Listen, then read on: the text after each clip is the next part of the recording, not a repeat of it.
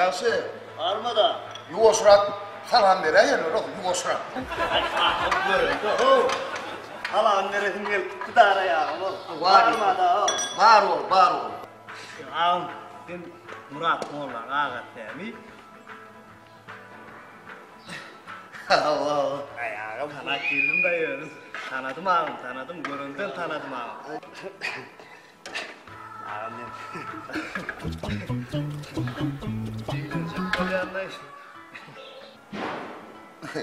Adre peleysi var mı? Ha? Evet ya. Ya kul cevap verdi ya. Ha, bol lan, ne lan? Ay o nerede versen ha?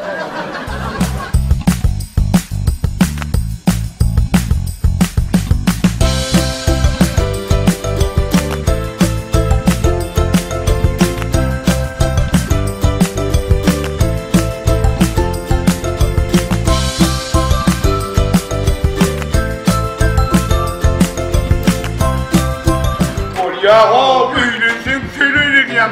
Bana ne ya? O menden ne mi gerek? Ağam şu Murat Moğlan, toyulmuş kolma. Murat'ı uğraş vereyim. Moğolluğunu ödün uğraşay bol ya mı? İş yolunu ayarlamıyor. Bana taş istedim.